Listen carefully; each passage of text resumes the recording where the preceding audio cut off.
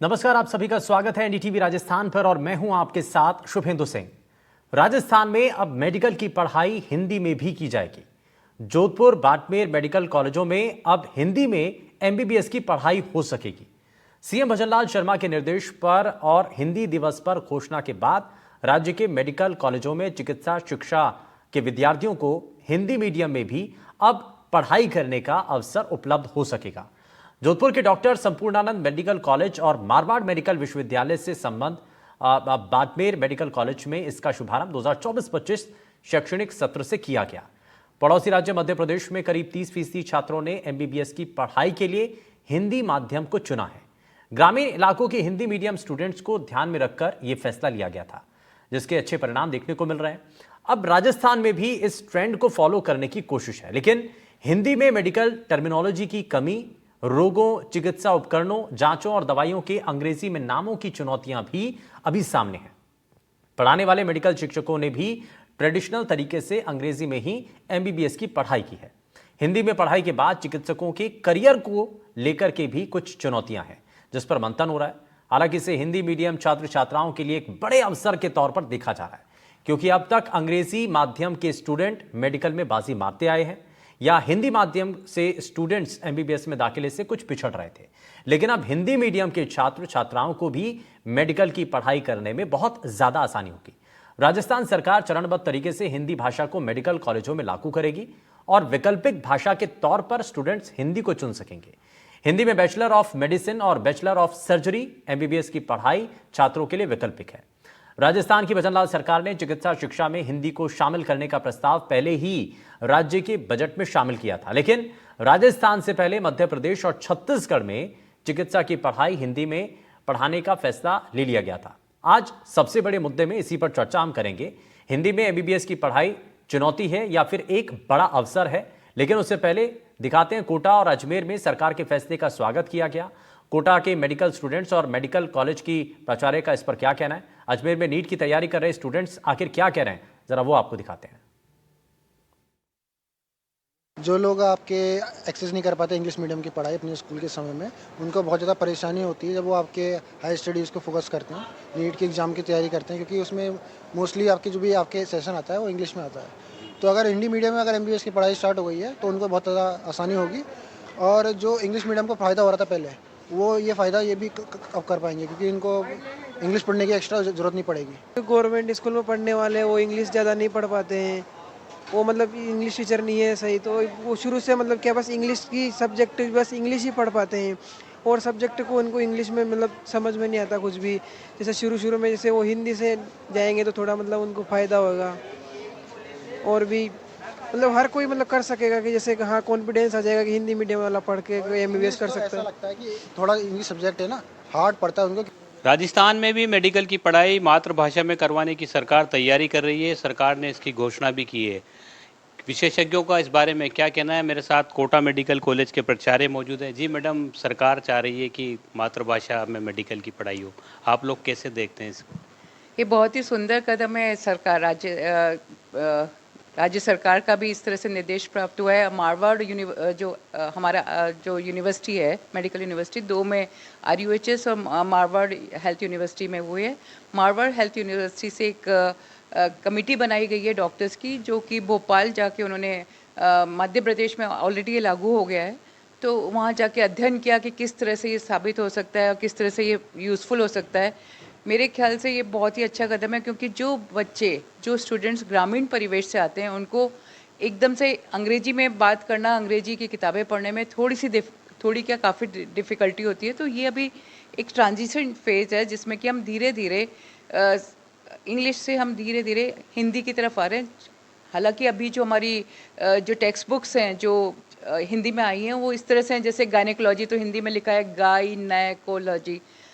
हो सकता है कि आने वाले समय में ये इन सब में भी सुधार होगा, और एक संग्रह शब्दकोश हिंदी का तैयार होता जा रहा है, जो कि मेडिकल वर्ड्स के लिए है।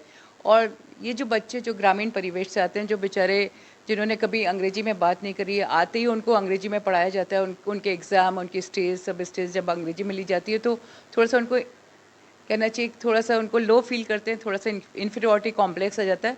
इन सबको देखते हुए एक बहुत ही अच्छा कदम है कि ये हम मातृभाषा में अपनी मेडिकल की पढ़ाई शुरू करने जा रहे हैं। मैं अंग्रेजी के विरोध में नहीं हूँ, लेकिन यहाँ मैं ये कहना चाहती हूँ कि हम फैसिलिटेट कर रहे हैं हमारे सभी होनहार छात्रों को जो कि ग्रामीण परिवेश से आ रहे हैं, जिनको कि अंग्रेजी की में पढ़ने में अभी एट प्रेजेंट थोड़ी दिक्कत होती है। जैसे ही वो 12वीं से आते हैं या 12वीं के बाद आते हैं तो उनको सीधे एकदम से अंग्रेजी भाषा में। राजस्थान सरकार ने एक अहम फैसला जारी करते हुए एमबीबीएस की पढ़ाई करने वाले छात्रों को हिंदी में पढ़ाई करने की बात कही है। इस फैसले से अजमेर के जो एमबीबीएस की पढ़ाई कर रहे हैं उनमें काफी खुशी का माहौल देखा जा रहा है और सभी स्टूडेंट राजस्थान सरकार के इस फैसले का स्वागत कर रहे हैं। मैं खड़ा हूं इस वक्त अजमेर के मास्टर्स एकेडमी में, जहां पर एमबीबीएस की पढ़ाई कराई जाती है। आप देख सकते हैं तमाम जो स्टूडेंट है वो काफी खुशी का माहौल इनमें है और इनको इस जो सरकार का जो फैसला है उससे काफी खुशी भी है और ये स्वागत भी करते हुए नजर आ रहे हैं। सबसे पहले हम बात कर लेते हैं, आपने जो सरकार का फैसला सुना, किस तरीके से देखते हैं? हिंदी में पढ़ाओगे और हिंदी में पढ़ोगे और जैसे आप डॉक्टर जब बन जाओगे मरीजों को हिंदी में वो सुन पाओगे और उन्हें ट्रीटमेंट बता पाओगे, तो कैसे देखते हैं? देखा जाए तो ये बहुत ही अच्छी बात है कि हमारे कॉलेजेस में हिंदी पढ़ाई भी अब चालू करी जा रही है, क्योंकि देखा जाए तो बहुत सारे गांव के लोग जो सरकारी अस्पताल में आते हैं, बहुत सारे गांव के लोग आते हैं, तो वो जल्दी से इंग्लिश में बात नहीं कर पाते, ना वो समझ पाते हैं। वो अपनी तकलीफ कैसे बताएंगे, वो हिंदी में ही बताते हैं। तो ये बहुत अच्छी बात है कि डॉक्टर्स भी अगर हिंदी वाले होंगे तो वो उनसे जल्दी कम्युनिकेट कर पाएंगे। तो ये स्टूडेंट्स हैं जिनका ये कहना है कि भाई अगर पढ़ाई हिंदी में भी होती है तो इससे कम्युनिकेशन और ज़्यादा आसान होगा, मरीजों की जो परेशानियां हैं उसको डॉक्टर बहुत बेहतर तरीके से समझ पाएंगे और साथ ही जो डॉक्टर इंग्लिश में दवाइयां लिखते हैं और जो ज़्यादा पढ़े लिखे लोग नहीं हैं उनको वो दवाइयों के बारे में समझ में नहीं आता है, तो वो सब चीज़ें भी यहाँ पर हल होती हुई दिखाई देंगी, समझ में ज़्यादा बेहतर तरीके से आएगा। अब इसको ज़रा और बारीकी से समझने की कोशिश करते हैं कि इसका प्रभाव कैसे पड़ेगा और क्या इसका असर हो सकता है, क्योंकि दो ऐसे राज्य और हैं, मध्य प्रदेश और छत्तीसगढ़, जहाँ पर इसको पहले शुरू किया गया, अब राजस्थान की बारी है। तो कितना इसका इम्पैक्ट दिखाई देगा, ज़रा इसको समझते हैं। हमारे साथ एक्सपर्ट्स का खास पैनल कार्यक्रम में जुड़ चुका है। हमारे साथ बीजेपी से प्रवक्ता अटल खंडेलवाल साहब कार्यक्रम में जुड़ चुके हैं। अटल सर, बहुत स्वागत है आपका। हमारे साथ प्रोफेसर दरियाव सिंह चुंडावत जी कार्यक्रम में जुड़ चुके हैं। सर, बहुत स्वागत है आपका कार्यक्रम में। हमारे साथ डॉक्टर राहुल पाराशर कार्यक्रम में जुड़ चुके हैं। राहुल जी, बहुत स्वागत है आपका। और हमारे साथ डॉक्टर MC मिश्रा, एम्स के पूर्व निदेशक, हमारे साथ कार्यक्रम में जुड़ चुके हैं। सर, बहुत स्वागत है आपका भी। सबसे पहले मैं शुरुआत इसमें MC मिश्रा सर आपसे ही कर रहा हूँ इसको, क्योंकि एकेडमिकली समझने की ज़रूरत है। छात्रों के रिएक्शन, जो स्टूडेंट्स हैं वो तो ये कह रहे हैं कि बहुत अच्छा एक इनिशिएटिव है और एक बहुत अच्छा कदम है, इसमें हिंदी में भी एक ऑप्शनल पढ़ाई अगर हो तो इससे जो ग्रामीण इलाकों के जो बच्चे हैं जो आगे डॉक्टरी की लाइन में आना चाहते हैं उनके लिए एक बड़ा स्कोप होगा। और दूसरा ये भी कि जो सरकारी स्कूल में पढ़ने वाले स्टूडेंट्स हैं जो अंग्रेज़ी की पढ़ाई उतना बेहतर तरीके से नहीं के लीजिए पढ़ाई नहीं करना तो अलग बात हो जाती है, लेकिन मतलब उनको हिंदी में ज़्यादा बेहतर अगर वो समझ पा रहे थे तो उनके लिए एक बहुत अच्छा विकल्प है। बिल्कुल शुभेंदु, ये चर्चा रखने के लिए बहुत बहुत धन्यवाद। और ये अच्छी, मैं कहूँगा, समाचार है कि राजस्थान सरकार भी मातृभाषा में मेडिकल की पढ़ाई करने का निर्णय लिया है।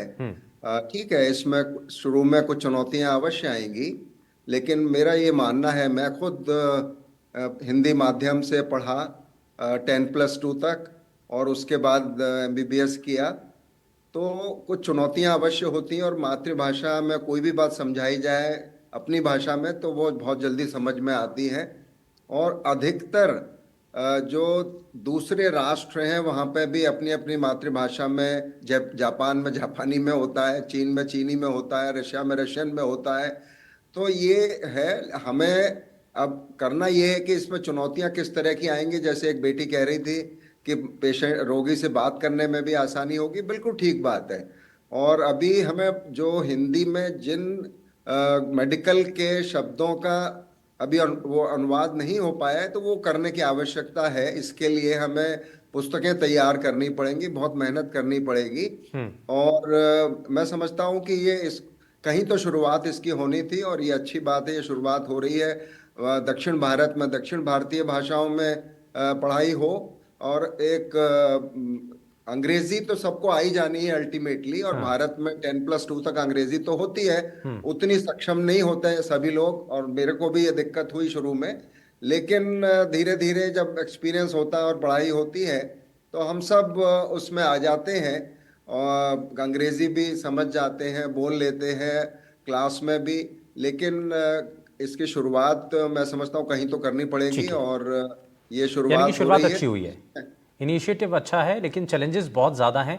मैं इसमें ज़रा दरियाब सर को भी जोड़ लेता हूँ। दरियाब सर, एक चीज़ बताइए कि सबसे पहले इस कदम को लेकर के आप क्या कहना चाहते हैं? आप भी सहमत हैं क्या कि ये अच्छा कदम है, ऑप्शनल पढ़ाई हिंदी मीडियम में होना? और दूसरा ये कि आपको इसमें चुनौतियाँ क्या दिखाई दे रही हैं?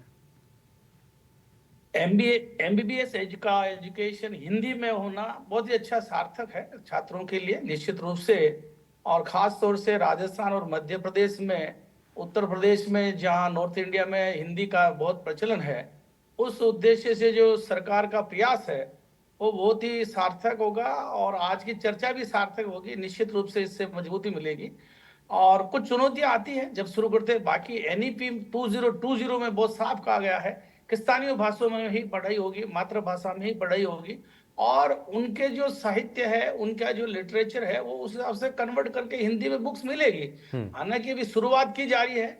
निश्चित रूप से जब शुरुआत होती है तो कुछ चुनौतियां सामने आती है, परंतु आने वाले समय में हिंदी में एमबीबीएस की पढ़ाई होना बहुत ही छात्रों के लिए बहुत अच्छी है। राज्य सरकार के द्वारा जो ये प्रयास प्रारंभ किया गया, निश्चित रूप से है बहुत अच्छा प्रयास है। इस हिंदी में ही एजुकेशन होना चाहिए। अब ये बच्चे कहेंगे सब फॉरेन में, विदेश में जाके कैसे पढ़ेंगे? तो विदेश में विदेशी भाषा पढ़ेंगे। जैसा अभी पहले जो एक्सपर्ट थे उन्होंने बताया कि चाइना में चाइनीज में हो रहा है, रशिया में रशियन में लैंग्वेज में हो रहा है, जैपनीज में पढ़ाई जा रही है वहां पे। तो वो एक अपने अपने देशों की बात है। हिंदुस्तान में हिंदी में एमबीबीएस अगर कराई जाती है हिंदी विषय के लिटरेचर के हिसाब से, तो बहुत ही अच्छा लाभ होगा छात्रों के लिए। लेकिन इसमें ये तो हो गया सर कि बहुत अच्छा इनिशिएटिव है, ये तो बहुत अच्छा कदम है, लेकिन दूसरा चैलेंजेस हैं। अब जैसे मेडिकल जो टर्मिनोलॉजी है उसमें बहुत सारे ऐसे शब्द हैं, जैसा कहा भी सर ने, एमसी मिश्रा सर ने, कि भाई उसकी जो डिक्शनरी है वो हमें तैयार करनी होगी, ऐसे शब्दों के लिए हमें चुनना होगा, और ये हमें देना बहुत ज़्यादा ज़रूरी। अब चलिए ठीक है, कम्युनिकेशन तो हो गया, लेकिन उसके बाद अगर मेडिकल स्टोर पर जाएंगे, दवाई अगर डॉक्टर ने हिंदी में लिख करके दी है तो वहाँ तो दवाइयाँ जो हैं वो इंग्लिश में होती हैं, तो उसको कैसे समझेंगे? उसकी मेडिकल जो टर्मिनोलॉजी है वो कैसे समझी जाएगी? ये दूसरी बड़ी चुनौती है। इसको लागू करने में दृढ़ इच्छा होनी चाहिए। हर कंट्री में हो रहा है, ऐसी बात नहीं है कि कोई हिंदुस्तान में नहीं हो रहा। हिंदुस्तान में पहले से जो चला आ रहा था अंग्रेजी का सिस्टम, इसलिए चला गया, ऐसा नहीं है। जब शुरू किया जाएगा, प्रारंभ होगा, तो निश्चित रूप से सब चीजें ठीक हो जाती है, ऐसा कोई नहीं है। शुरू में चुनौतियां आती है, पर आगे जाकर के ये कुछ वर्षों में हो जाएगा। और एनईपी में तो बहुत साफ कहा है, जो इंफ्रास्ट्रक्चर डेवलप करने होंगे और इस तरह की बातें, जिसमें पहला ही है कि स्थानीय भाषाओं में ही जो है उसको पढ़ाई की जानी चाहिए। लोकल डायलॉग के, इवन लोकल लेवल की जो लैंग्वेज है उसमें पढ़ाने के लिए एनईपी प्रयास करें। जो एनईपी 2020 है उसके जो मुख्य ऑब्जेक्टिव्स है उसमें ये भी एक ऑब्जेक्टिव है। ठीक है, मैं राहुल जी को इसमें जोड़ रहा हूँ। राहुल जी, शुरुआत बहुत अच्छी है, सफ़र की शुरुआत बहुत अच्छी हुई है, लेकिन सफ़र बहुत लंबा है और बहुत चुनौतीपूर्ण है, कई बाधाएं इसमें। सर, हो सकता है कुछ बाधाएं हों, पर जब भी कभी कुछ नया काम या नई प्रगति होती है तो थोड़ी बहुत चुनौतियां उसके अंदर आती हैं। और मुझे लगता है कि हमारे देश की प्रगति हिंदी के साथ बहुत ज्यादा आसानी से हो सकती है, और अगर वो हो पा रही है, हम इसको कर पा रहे हैं, तो ये हमारे लिए, हमारे देश के लिए और हमारे छात्रों के लिए अपने आप में एक बहुत बड़ी बात होगी। चाहे इसमें कुछ वर्ष लग जाएं इस पूरे काम को तैयार करने में, पर हमारे लिए, हमारे इंफ्रास्ट्रक्चर के लिए जो हमारे देश का होगा अपने आप में, वो एक करिकुलम बहुत गजब का होगा, पहली चीज। दूसरी चीज, इस चीज का ये कार्यक्रम सराहनीय इसलिए लगता है मुझे कि हम चाहे इंग्लिश मीडियम से हो भारत में रहने वाले, चाहे हिंदी मीडियम में अपनी स्कूल एजुकेशन हम लोगों ने की हो, पर जब हम एमबीबीएस की पढ़ाई में या किसी भी मेडिकल साइंस की पढ़ाई में आगे हम बढ़ते हैं, तो हमें उसकी बारीकियों को समझने के लिए और उसके एसेंस को समझने के लिए जितना अच्छा हिंदी के अंदर हम कर पाएंगे, उतना अच्छा हम इंग्लिश के अंदर कभी नहीं कर पाएंगे। हम ठीक है चीजों को रट लेंगे, समझ लेंगे, पर हमें अपना टाइम, लेकिन ये शुरुआत वाला जो ट्रांजिशन वाला जो फेज है, जैसे अभी आप कहा भी कि भाई पहले तक तो इंग्लिश मीडियम में जो बच्चे हैं या जो पहले के पुराने लोग हैं, जो टीचर्स भी हैं, जो फैकल्टी हैं, वो सब इंग्लिश मीडियम में पढ़े। अब उनको अचानक से दे दिया जाएगा हिंदी में। तो पहली चीज़ तो टर्मिनोलॉजी और दूसरा उसको कन्वे करना स्टूडेंट्स के लिए, क्या ये मुश्किल नहीं होगा? मैं इसमें एमसी मिश्रा सर एक जरा जल्दी से रिएक्शन, उसके बाद अटल सर आपके पास आता हूँ। नहीं शुभेंदु, इसमें ऐसी कोई बात नहीं है। हमारे जो मेडिकल टीचर्स भी थे, अभी आजकल का मैं नहीं कह रहा, लेकिन अभी भी बहुत सारे हिंदी मीडियम से शिक्षा प्राप्त करके एमबीबीएस करते हैं। और अभी इसका जो चुनौती वो यही है कि सारी पुस्तकें उसको मातृभाषा या जितनी भी लोकल लैंग्वेज है, उत्तर भारत की, दक्षिण भारत की, उसमें इनका अनुवाद होना आवश्यक है। और इससे शुरू में जैसे सभी इस बात को मान रहे हैं कि अभी शुरू में थोड़ी सी चुनौतियां होंगी, लेकिन आगे चल के अभी भी हमारे जो परीक्षाएं होती हैं मेडिकल में भी, तो कई बच्चे नहीं बोल पाते, तो हम कहते हैं उसको हिंदी में समझा दो, हिंदी में बता दो। तो इसमें कोई ऐसी बात नहीं है। और अंग्रेजी न जानना किसी के लिए भी डिसएडवांटेज नहीं होना चाहिए।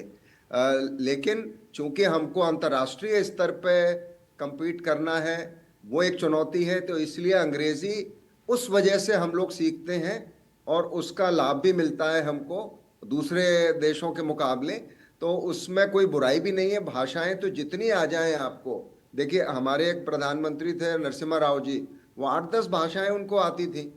और कुछ लोगों का इसमें इंटरेस्ट भी होता है कि ज़्यादा भाषाएं सीखें, तो इसमें कोई ऐसी बात नहीं है। अंग्रेजी फॉरेन लैंग्वेज तो है, इसमें तो कोई शक नहीं है। लेकिन हम लोगों को उसको सीखना चाहिए, ठीक है, और सीख के उसका लाभ भी उठाना चाहिए।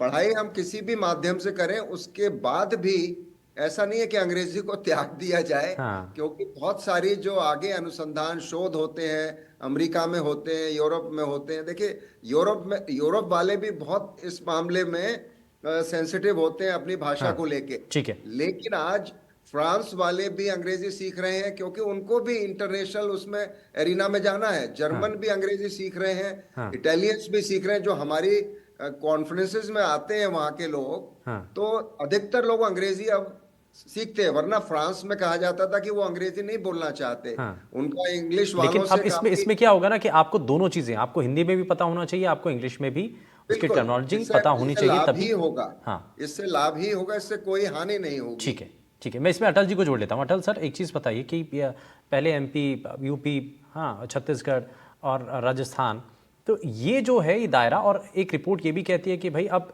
इसके आने के बाद बहुत सारे स्टूडेंट हैं जो कि इसकी तरफ ऑप्ट कर रहे हैं, वो हिंदी की तरफ आगे बढ़ रहे हैं और इसका फायदा उनको मिल रहा है।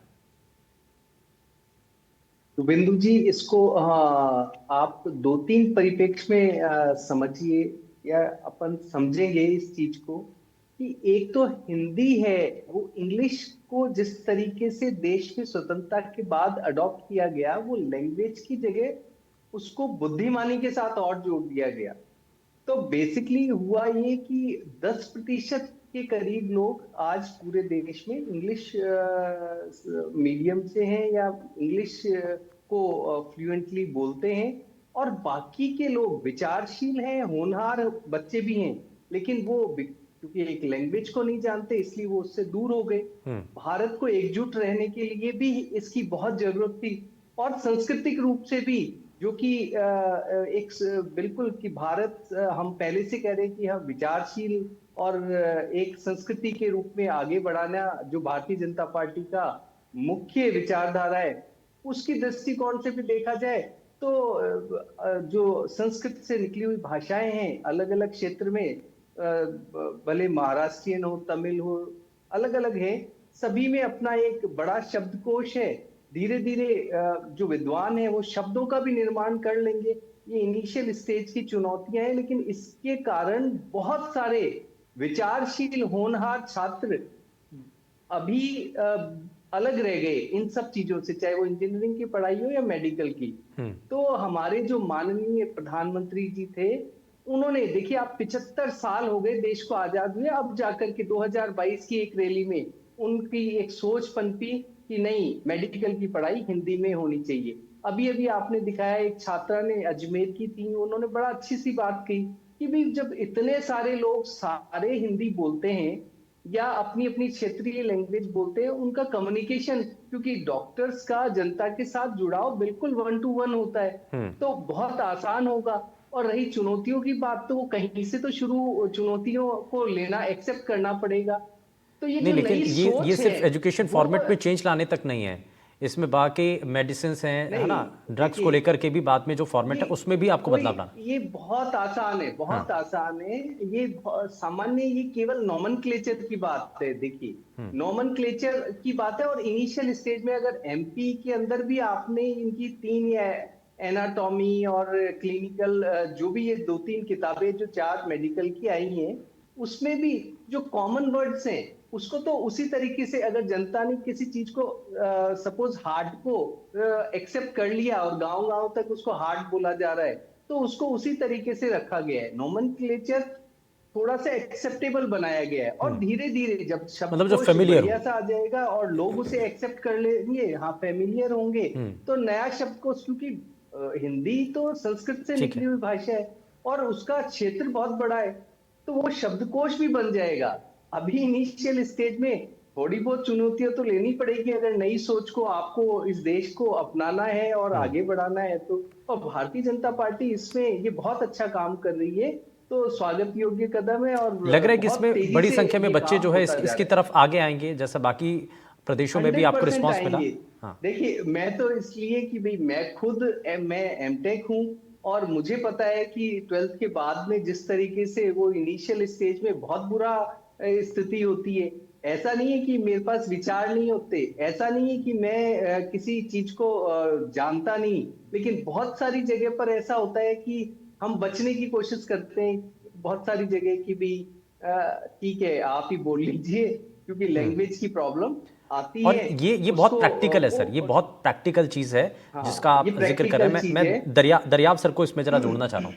दरियाब सर, अब ये जो हिंदी अंग्रेजी के बीच का जो डिफरेंस है, ये जैसा कहा भी जाता है कि भाई इंग्लिश अगर कोई पढ़ रहा है, बेशक उसके पास इन्फ्लुएंस करने के लिए सोच उसके पास उतनी गहरी नहीं है, लेकिन हिंदी का पढ़ने वाला अगर शख्स, उसके पास गहरी सोच है लेकिन वो इंग्लिश नहीं जानता है, तो उसको कमतर आंका जाता है। तो ये जो डिफरेंस है, कि ये एक चुनौती नहीं बनेगा? इसको भी तो दूर करना पड़ेगा। नहीं, अभी जब इंग्लिश में ही पढ़ा रहे तो निश्चित रूप से इंग्लिश वाला थोड़ा डोमिनेट करता है। हाँ। जब आपने शुरुआत ही नहीं की, अपने सोच ही अब किया कि हम हिंदी में एमबीबीएस का पाठ्यक्रम प्रारंभ करें, तो विचार अभी से आएगा। ऐसा नहीं है कि इंग्लिश बोलने वाला ही ऐसा होता है, ये तो आपका अपना सोच है। हाँ। जब शुरुआत होगी, आप आयुर्वेद में देख लीजिए ना, आयुर्वेद में चल ही रहा है। आयुर्वेद में अध्ययन जो है संस्कृत और हिंदी और इस तरह से ही है, वहाँ कोई ज्यादा, मुझे जहाँ तक ध्यान है, वहाँ पर कोई इस तरह इंग्लिश का नहीं है। और इसमें जो टर्मिनोलॉजी वगैरह कुछ चीजें, ये आगे आगे जाके सुधार हो जाएगा। और जब शुरुआत होती है तो निश्चित रूप से एक समय ऐसा आएगा जो हिंदी ही एक इंग्लिश के बराबर बल्कि आगे बढ़ जाएगी। पर आपका एक मन होना चाहिए कि हम हमारी देश भाषा में, हम हमारी एक राष्ट्र भाषा है जो हिंदी है, और हिंदी में ये पाठ्यक्रम प्रारंभ करें। आपकी ये कोई चुनौती इसमें होगी नहीं। शुरू में होता है, किसी रूप में ले लीजिए आप, प्रत्येक हर स्तर में लेंगे। और ये तो वैसे अभी चरणबद्ध तरीके से क्या फेजेज में शुरू किया है, ऐसा नहीं कि सब जगह कंपल्सरी कर दिया गया है। तो निश्चित रूप से हिंदी में होने से छात्र छात्राओं को मेडिकल एजुकेशन में लाभ मिलेगा। लेकिन इसमें क्या है, सिस्टमैटिक तरीके से। हाँ, राज्य सरकार का अच्छा प्रयास है इसमें।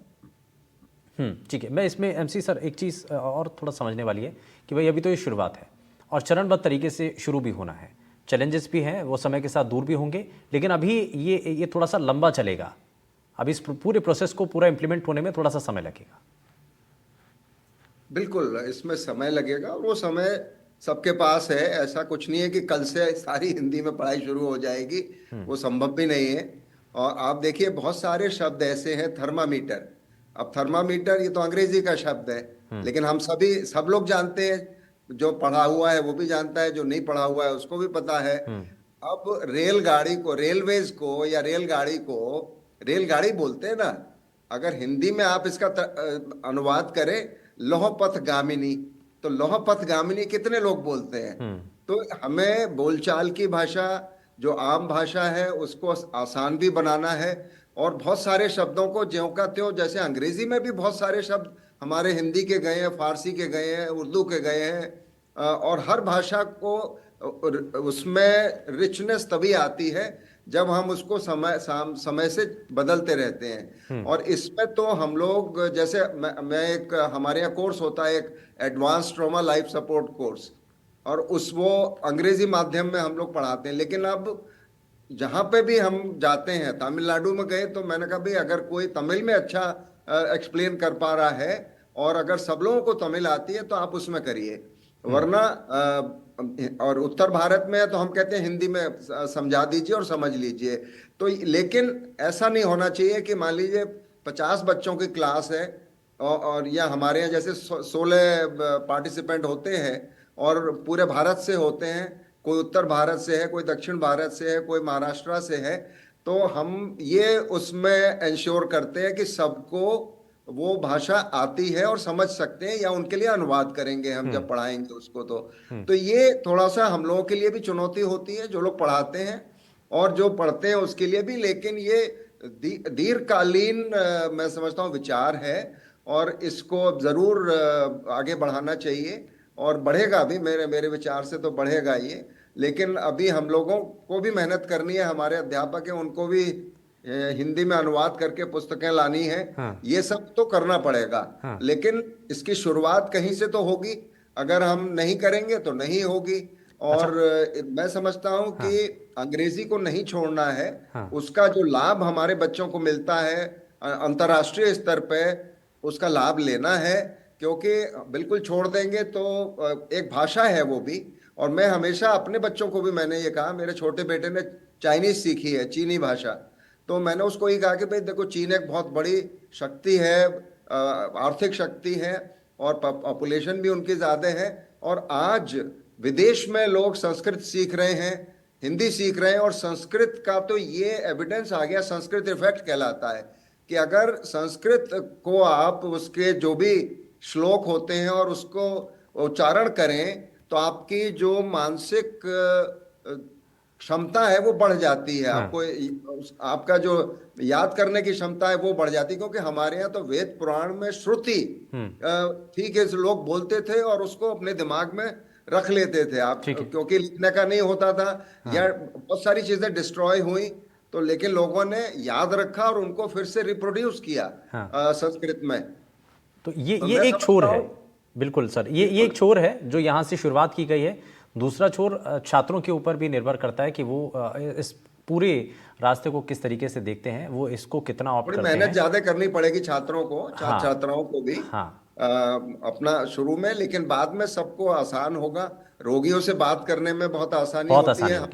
मैं तो हिंदी में बात करता हूँ रोगियों से, चाहे मैं अभी प्राइवेट प्रैक्टिस में भी हूँ तो भी हिंदी में बात करता हूँ। मेरी उनको देखता हूँ कितने लोगों को ठीक से आती है कि नहीं आती है। तो ये हम लोगों को कहीं ना कहीं शुरुआत इसकी ठीक है। तो ये बहुत ज़्यादा ज़रूरी है, क्योंकि ये मरीजों के लिए भी सर, मरीजों के लिए भी बहुत ज़्यादा आसान होता है अपनी परेशानी को बताना और समझना भी, और डॉक्टर्स के लिए भी कि बहुत आसानी से वो अपने मरीजों को उसकी परेशानी के बारे में बता सके। बहुत शुक्रिया हमारे खास पैनल के लिए, हमारे साथ कार्यक्रम में जुड़ने के लिए। आप जुड़े, आपने अपना कीमती समय दिया। लेकिन यहाँ एक बड़ा संदेश ज़रूर है, एक शुरुआत है, लेकिन सफ़र बड़ा लंबा है, चुनौतियाँ कई हैं, लेकिन उनसे पार पाना ये बहुत ज़्यादा ज़रूरी है। यानी कि एक छोटे से ब्रेक के लिए आप कहीं मत जाएगा, बने रहिए NDTV राजस्थान के साथ।